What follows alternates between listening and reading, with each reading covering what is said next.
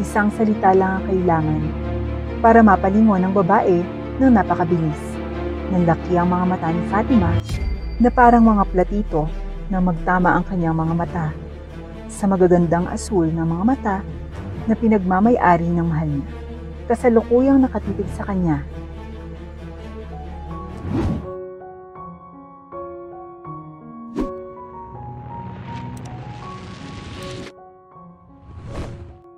Mahal, kamusta ka na?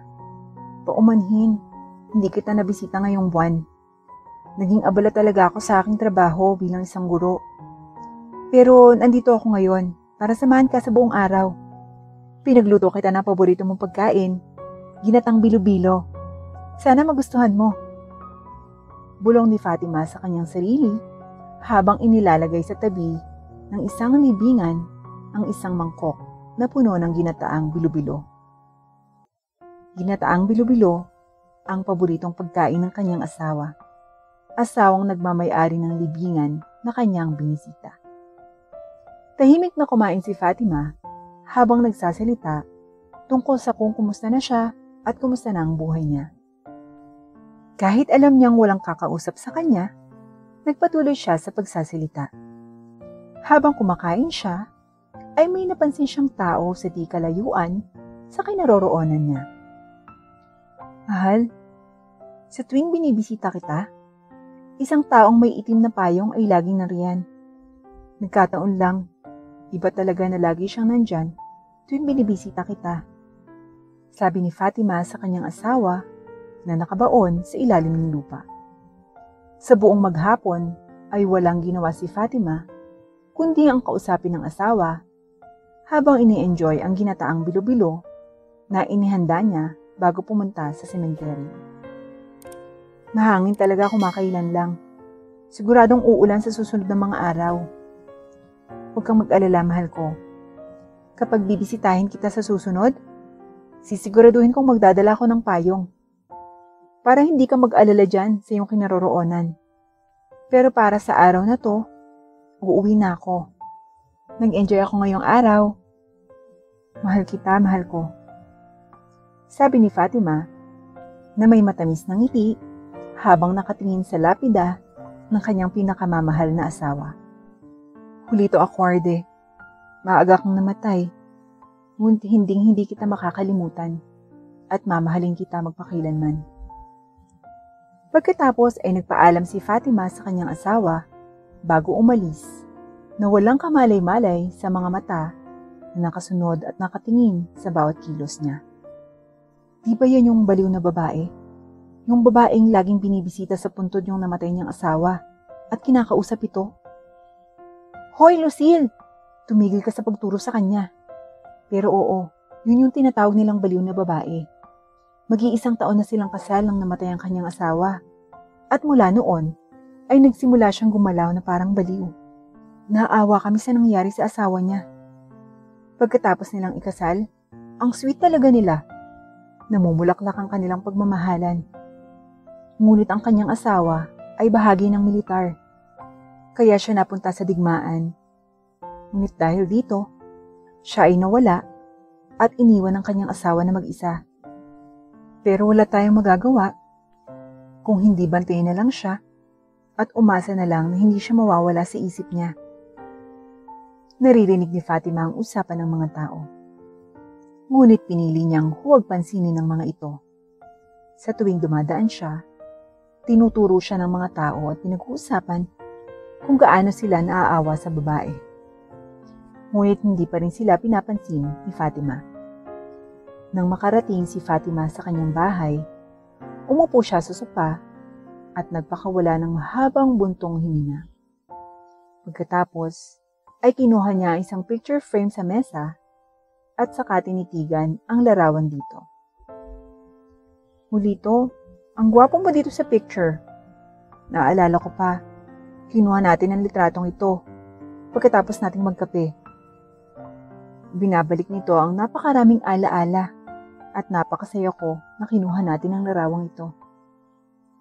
Nakangiting sabi ni Fatima habang nakatingin sa magandang picture. 4 na taon na ang nakalilipas mula nang namatay ang kanyang asawa At ni minsan ay hindi nakuha ni Fatima na maghanap ng bago o kung anuman na nagpapatunay kung gaano niya kamahal si Julito. Mahal talaga nila ang isa't isa.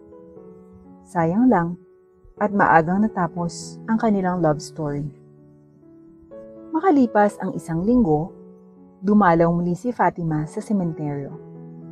Sa pagkakataong ito, may dala siyang basket na may laman na sari-saring kakanin. Mahal, nagdala ako ng kakanin. Tara, pagsaluhan natin to. Sabi ni Fatima habang nakangiti sa lapida ng kanyang asawa. Sa gilid ng kanyang mata, muli niyang napansin ang isang pamilyar na tao na nakatayo malapit sa kanya. Mahal ko, ang taong laging may dalang itim na payong ay muling nandito.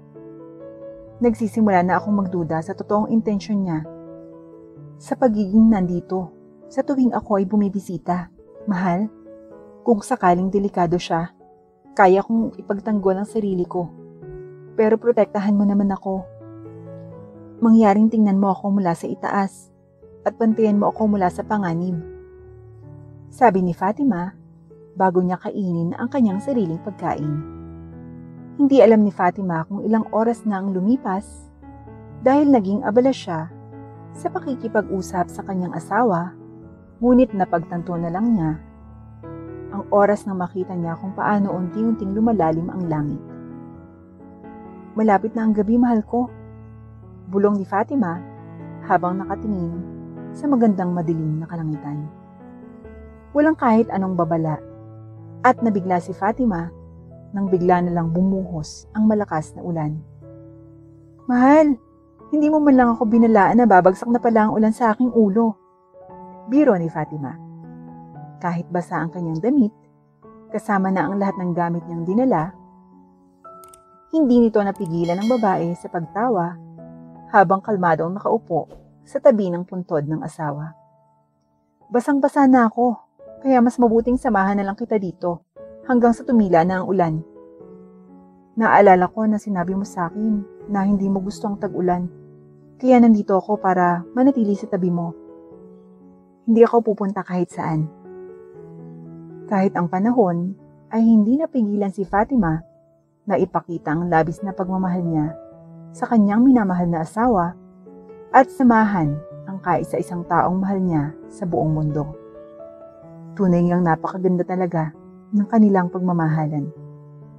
Ang pag-ibig ni Fatima ay napakaganda nga na naging sanhi ng isang tao na lumakad sa kanya na may parehong pag-ibig na sumasayaw sa kanyang mga mata. Isang taong may dalang payong, isang taong hindi niya akalain makikita niyang muli. Fatima, isang salita lang ang kailangan para mapalingon ng babae ng napakabilis. Nanlaki ang mga mata ni Fatima na parang mga platito na magtama ang kanyang mga mata sa magagandang asul ng mga mata na pinagmamay-ari ng mahal niya. Kasalukuyang nakatitig sa kanya ang kanyang minamahal habang may dalang itim na payong na panangga sa kanya sa malakas na ulan.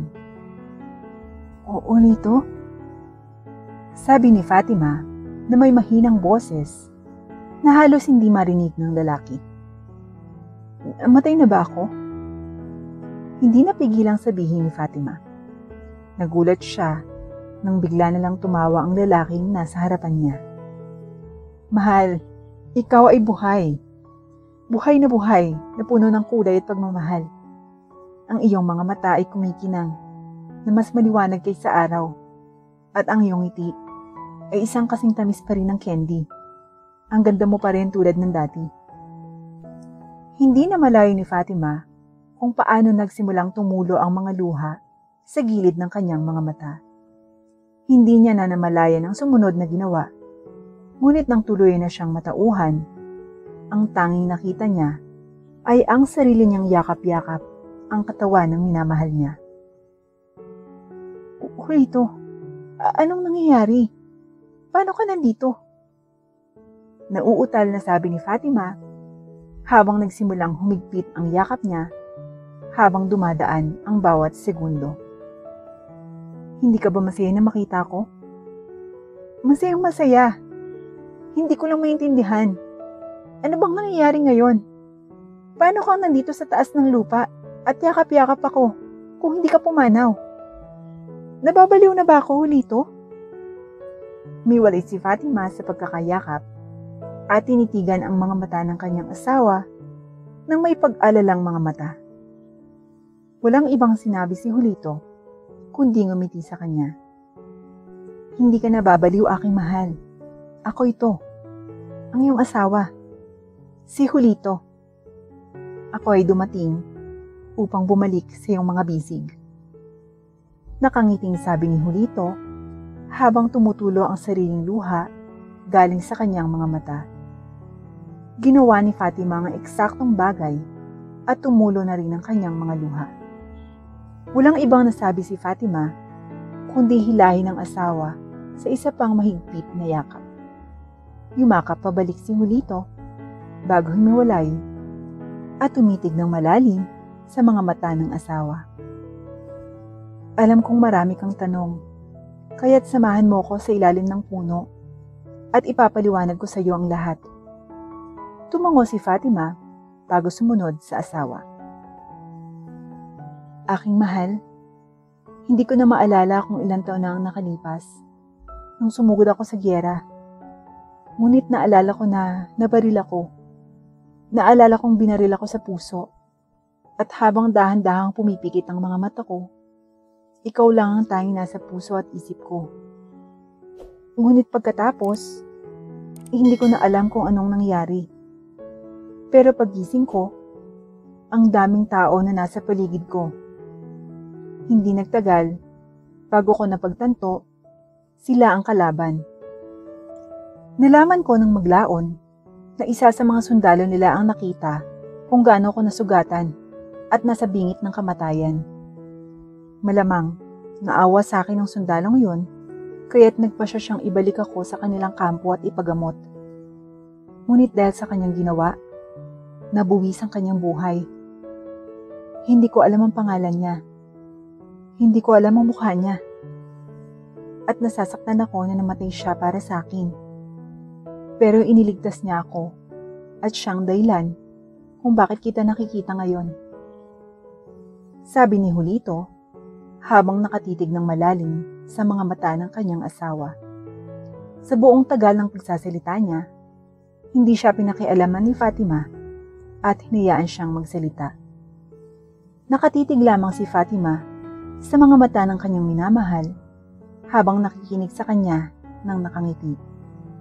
Ipinatong ni Julito ang kanyang mga kamay sa pisngi ng asawa bago nagpatuloy. Nang magising ako, narinig ko ang ilan sa mga sundalo ng kalaban na nag-uusap tungkol sa kung paanong posibleng isa akong sundalo ng kanilang kalaban. Doon ko nalaman na hindi pala nila alam ang tunay kong pagkatao. Hindi ko suot ang uniform ko. Nakasuot ako ng regular na damit. Malamang, binago ng lalaking nagligtas sa akin ng aking damit. Kaya, para mabuhay, nagsinungaling ako.